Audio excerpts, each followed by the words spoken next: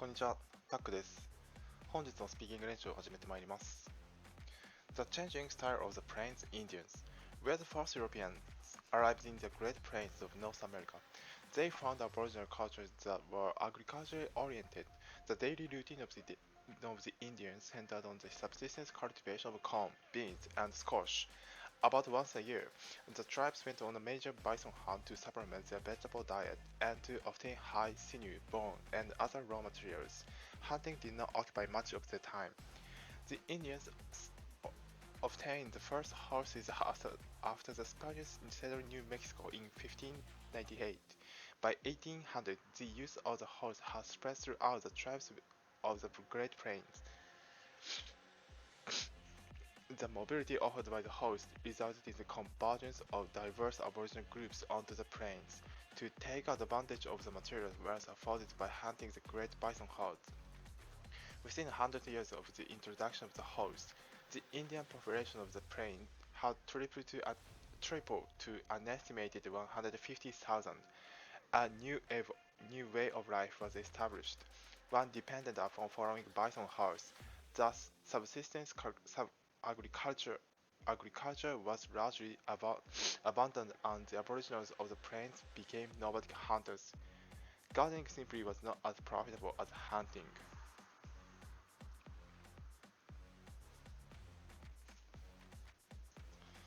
The third president. In an effort to restore the balance of Republicans in government office, Jefferson started what came to be known as the spoils system. He tried in vain to control the Supreme Court in the interest of the will of the people. He negotiated the purchase of the vast Louisiana territory on doubtful or constitutional grounds. Jefferson also ran the Lewis and Clark expedition. He was responsible for the fighting of our first war as a nation, at the shores of Tripoli against the Barbary pirates. His efforts to prevent a second war with England only postponed it until 1812. Jefferson was slow but successful in meeting the first real threat to the new American Union. Aaron Burr was accused of making a treasonable effort to set up an independent government. In the Southwest, this was halted when it had scarcely begun.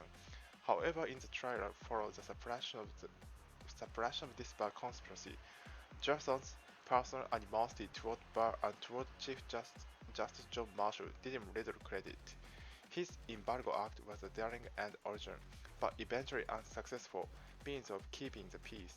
However, it may have been one of the most successful and inspired diplomatic moves of the young republic. In effect, it applied economic pressures against Britain and France, who were at war with each other. It was Jefferson's answer to British orders in council and the Impressment Acts directed against neutral, in this case mainly American, shipping. The Embargo Act stopped American shipping, thus in turn depriving European nations of some of the raw materials needed for war.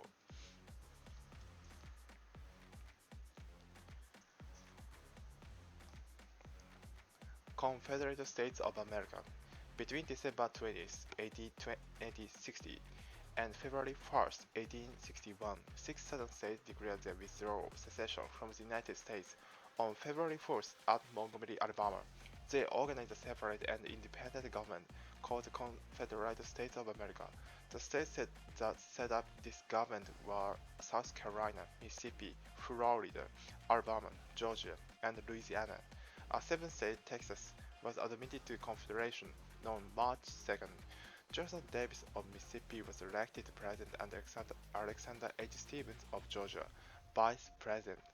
The preamble of the new Confederate Constitution declared that each state was acting in its sovereign and independent character. This right had been asserted at earlier periods in American history. Never before, however, had the issue been charged with the emotional factor of the abolition of black slavery.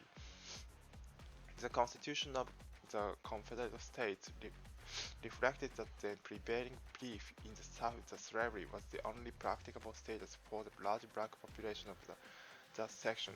It forbade any legislation impairing the institution of slavery, though it did prohibit foreign slave trade.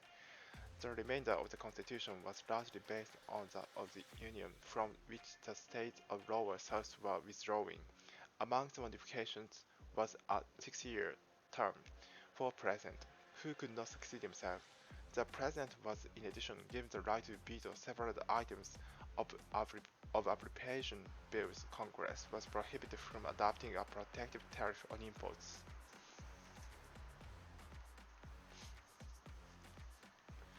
The Civil War era.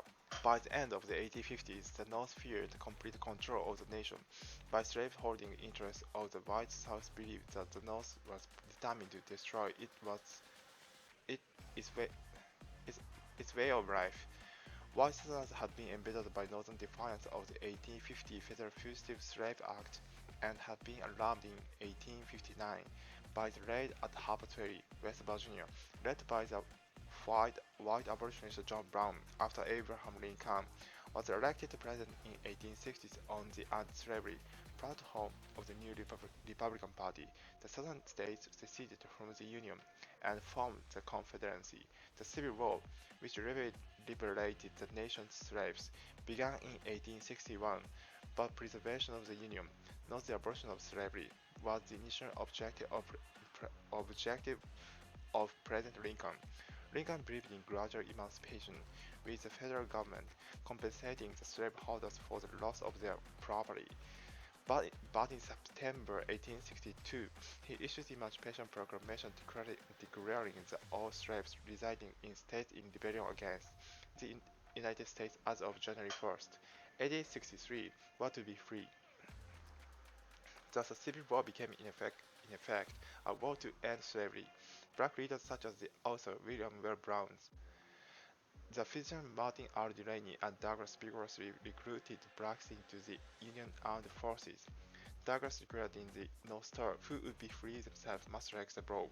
By the end of the Civil War, more than 186,000 black men were in the Union Army.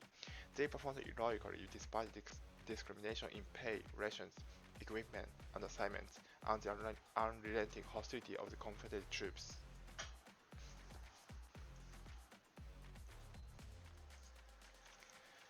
The Great Depression. On October 24, 1929, the complete collapse of the stock market began. About 13 million shares of stock were sold. Tuesday, October 29, notable seized as Black Tuesday, extended the damage. More than 16 million shares were sold. The value of most shares fell sharply, leaving financial ruin and panic in its wake.